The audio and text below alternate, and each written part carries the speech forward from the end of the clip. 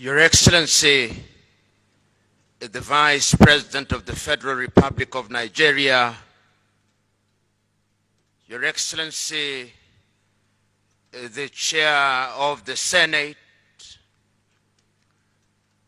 the Honorable, the Attorney General in absentia, the Speaker of the House of Representatives in absentia, the Chair of the House Committee, Senators, Ambassadors, distinguished guests, good afternoon. I'm very happy to be invited to join you today to speak about the subject of corruption. It is a subject that is evergreen in Africa and one that deserves attention at all times, because corruption has undermined and continues to undermine development in Africa.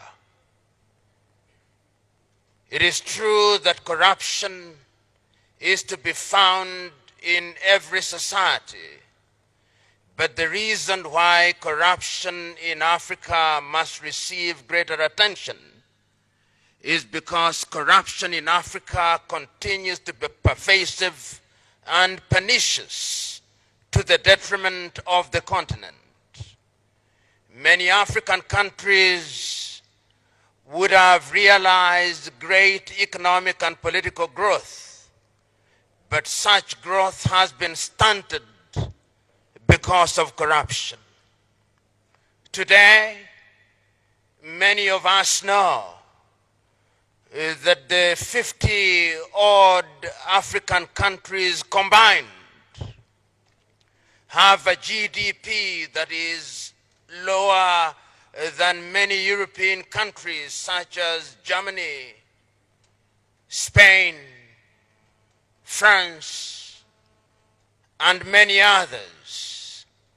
And this is so because of corruption.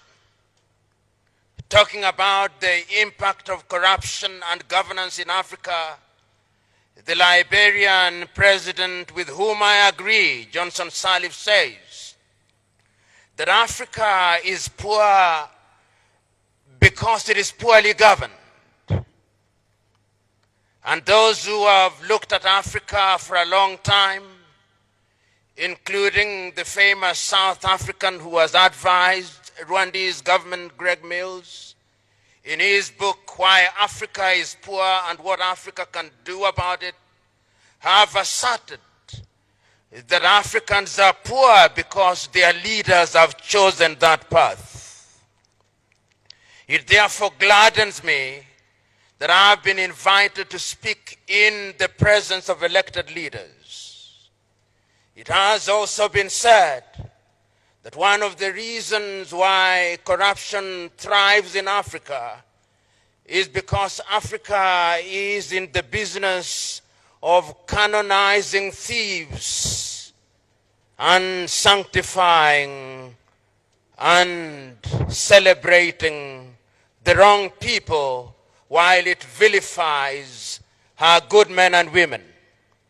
It has also been argued that Africans are in the business of punishing small thieves and electing the big ones into public office.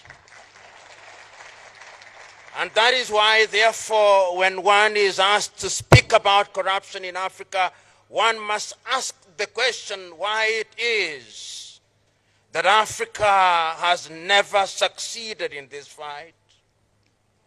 I can't agree more that there is a place for legislation in Africa. But those who have observed Africa have also said that the problem of the fight against corruption in Africa is not the shortage of legislation. In fact, Africa has forests of legislation which are honored in breach. Which begs the question, what is the problem? The problem in Africa is that we have succeeded, rather paradoxically, to create an environment which allows thieving and thievery to blossom and thrive. We have created an environment that ensures that our men and women who engage in graft occupy positions of power and influence. And therefore, when one is asked to ask, what is it that other African countries have done in the fight against corruption which we can emulate, one must remind oneself that there have been a number of countries in Africa which have succeeded in the fight against corruption. And the reason why they have succeeded is because the leadership in those countries have demonstrated by word and deed that they mean what they say in the fight against corruption. As I said a few minutes before, African countries are quick to sign international instruments that speak against corruption. If you look at the countries which were the first to ratify the UN Convention Against Corruption, African countries were in the forefront. If you look at the countries which were quick to adopt protocols that speak against corruption, African countries were in the forefront, and Nigeria was never far behind. If you look at the countries which adopted legislation against corruption, it is African countries. In other words, African countries have the inclination to sign anything on sight without doing what those things require and demand of them. So, it is not legislation in and of themselves. It is something else. It is the culture that we have evolved over the years in Africa of celebrating ill-gotten wealth. It is not the shortage of political pronouncements in many African countries. Those who occupy political leadership when they seek political office will invariably say that we are going to fight against corruption. But many times, in the fight against corruption, their understanding of it is that they should appear to be fighting corruption without actually fighting corruption. So the question that we must ask ourselves, what must we do, we who have the privilege and honor of serving our countries in the positions to which we have been elected, in order to salvage our countries from the chains of graft? There are those Afro-pessimists who hold the view that Africa will perpetually and eternally be mired in the muck and mire of corruption. But the truth is that African countries have demonstrated that it can be done. Countries such as Botswana have demonstrated that when there is a committed leadership at the very top, corruption can be fought and can be fought successfully. Countries such as Mauritius have demonstrated that corruption can be fought. Countries such as Rwanda have demonstrated that corruption can be fought. And what they have demonstrated is that corruption is so serious a business that it cannot be left to the political class. They have demonstrated that corruption is so serious and ill that it cannot be the fight against corruption cannot be conducted on the basis of equivocal and vague political pronouncements or technicalities of procedure. They have demonstrated that sometimes there must be a deliberate conspiracy of institutions in order to fight corruption. They have demonstrated that the executive must positively and creatively conspire with the legislature, and that the legislature must conspire with the judiciary not to undermine those institutions, but to strengthen those institutions. And I hold the view that it can be done, and it must be done. Because if it is not done, many African countries will never realize their potential. It has also been demonstrated by those countries that in order to fight corruption, there must be collaboration of a continental nature. And it is not lost on me that the African Union has brought to pass the African Convention for Combating and Preventing Corruption, which is the continental instrument that allows African countries to participate in the fight against corruption through collaboration. And it can be done through regional efforts. In the ECOWAS region, the ECOWAS environment provides an opportunity for Nigeria and the countries in this part of the world an opportunity to engage in the fight against corruption in a positive manner. It has never been lost on me that the day Nigeria rises, that is the day Africa rises. You may not know, but 1 out of every 5 Africans is a Nigerian.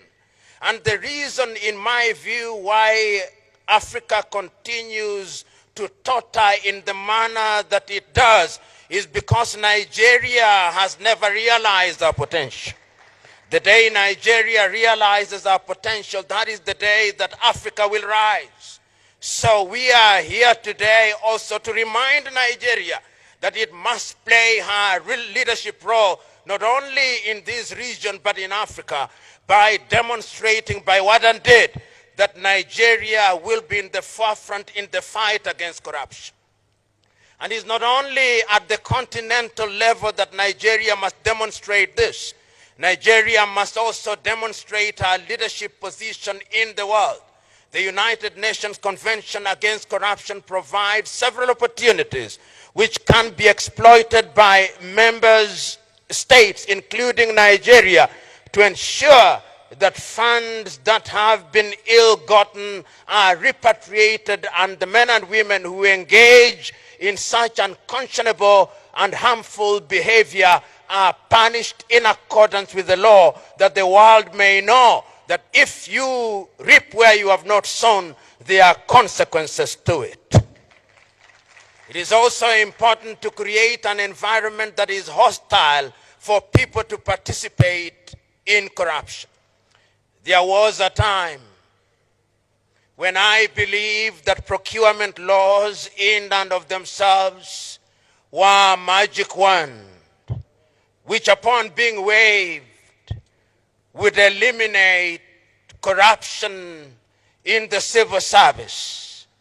But over the years, I've come to realize that procurement laws only allows people to steal in accordance with the law. And that therefore do not be under the impression that laws in and of themselves will solve the problem.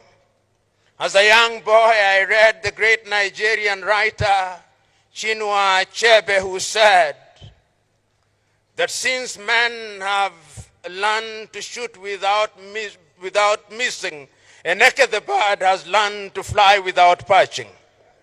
So we who are here must remember that when we are enacting laws regarding procurement, sometimes we do so in a manner that provides an opportunity for bureaucrats to steal in a manner that lends a veneer of legality to their illegal activities. The quality of laws that we enact are therefore very important.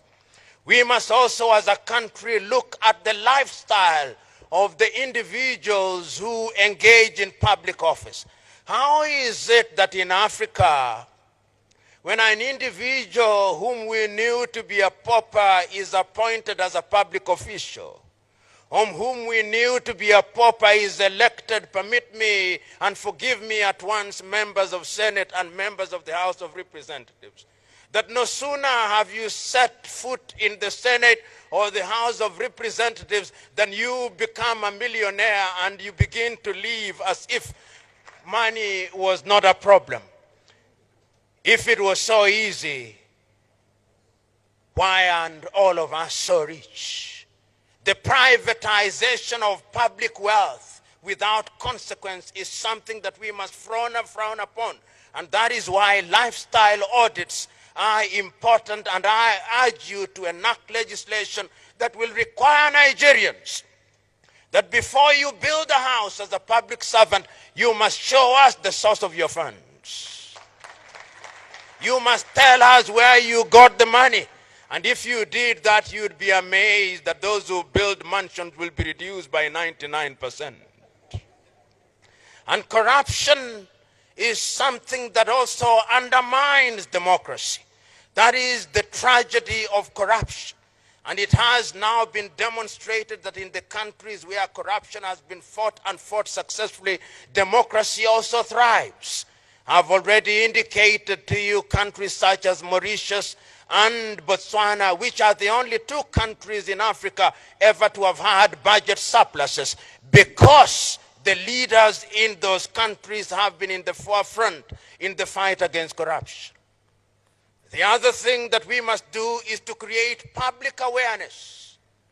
And public awareness is not merely to tell the people that corruption is the wrong thing. People know. When people go to church on Saturdays and Sundays, they are told that corruption is a bad thing. When they go to the mosques on Friday, they are told that corruption is a bad thing. What we must do is to ensure that there is behavior change. And throughout history, it has been demonstrated that men only change their behavior when there is a threat of pain, the pain of deprivation or the pain of imprisonment. We must therefore ensure that those who engage in corruption are punished, and punished in accordance with the law. I was also asked to organize jointly with you, as I now do, what are the challenges that stand in our way in the fight against corruption? In a multi-ethnic, multinational country such as Nigeria, as indeed are many African countries, the fight against corruption is even more difficult. A friend of mine, in an attempt to rationalize corruption, once said, "How is it that fish can swim in the ocean without water getting into its mouth?" And I said, "What do you mean?" He said, "When you work in the public service, how is it that you cannot take a little out of the public service?" And I told him, "You are not a fish, and if you are a fish, close your mouth when you are swimming." And he also told me, "How can you be tethered around a tree and you do not graze on the grass that is around there?" I said, "You are not a cow, and even if you are, remember that the grass does not belong to you." There is no shortage of attempts at rationalizing corruption in Africa, and there is no way in which we are going to fight corruption without changing people's behavior. My prescription is that we must realize that those who engage in corruption belong to a different cadre of people, and that they must never be owned. The culture in many African countries that if a thief is from your tribe, you say, "Yes, we know he's a thief, but he's our thief," must stop. This ownership of thieves, because they come from our ethnic groups, or they come from our social class, or they come from our religious circle, is one of the things that undermines the fight against corruption in many parts of Africa. We must therefore create an environment where those who engage in graft do not have places of refuge in their ethnic groups. We must not create an environment where, when we punish people because they have engaged in graft, we then give them protection because they come from our tribes. It is a problem that is going to persist in a country such as Nigeria, but is only through the legislature, which comprises people from all parts of Nigeria, that we can ensure that these thieves are not given the oxygen to breathe so that they can suffocate through their iniquities. Ladies and gentlemen, the fight against corruption is one which one can talk about for a long time. But when one is speaking in the presence of the Vice President of the Federal Republic of Nigeria, one ought to measure one's words. One only ought to say the things that ought to be said. And therefore, as I draw to the conclusion of my presentation, there are a number of things that I think are critical in the fight against corruption in the manner that it has been demonstrated in different parts of the world. The first thing that we must do is that we must strengthen institutions. Institutions are at the very heart of the sustained fight against corruption. Your President, His Excellency Muhammadu Buhari, is on the right path. He has given us the clarion call. He is now recognized the world over as one of the chief fighters against corruption. But I can tell you that no matter how well-intentioned he is not going to succeed unless you support him as the legislators. He is not going to succeed unless the institutions are strengthened. And in any event, the maximum he can stay in office is 2 terms. And let me tell you one thing about those who engage in graft. They have the patience that is amazing. If they can sleep quietly for 8 years, only to emerge as greater monsters in the 9th year. And therefore, what we must do is to create institutions that defy time. Those institutions must be institutions that are recognized by the law. If it is the institution of parliament, it must stay strong. If it is the institution of the judiciary, it must be purged of the men and women who engage in graft. If it is the institution of the executive, it must be strengthened. If it is the EFCC, it must be strengthened. If it is the civil society, it must be strengthened. It is only institutions that defy time that will ensure that we succeed in the fight against corruption. The second thing that we must do is that we must have a raft of laws which ensure that those who want to do things that are detrimental to the society are punished, and punished swiftly in accordance with the law, and they are not allowed to be unleashed to the unsuspecting public. And I am happy to note that our representatives from Europe are here. For a long time, Africans who stole from Africa had safe havens in Europe. It is my joy that even Europe now is beginning to close the doors. Under the World Bank, we have mutual legal assistance. If we can ensure that those avenues are closed so that they cannot keep their money away. What amazes me is that these individuals kept their ill-gotten wealth in numbered accounts. Not their wives, not their husbands knew. So that when they died, this money was enjoyed by other civilizations. We must now ensure that those who serve in the public service do not hold accounts outside of this country.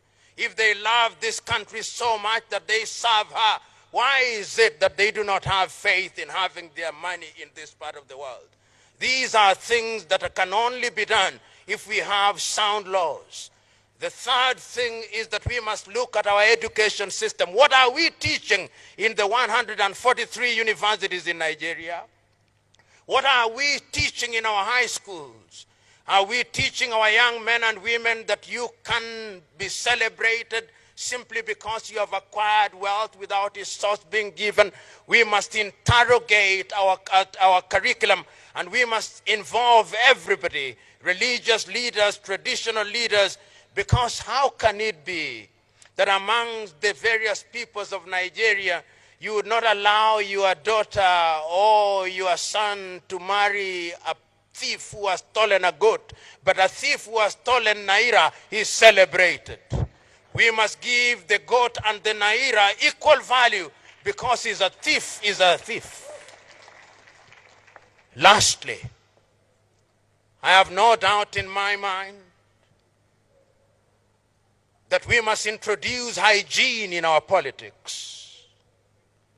The day we introduce hygiene in our politics, so that our men and women who seek public office are men and women of integrity, so that our men and women who seek public office finance their campaigns in a clean manner, we will never succeed.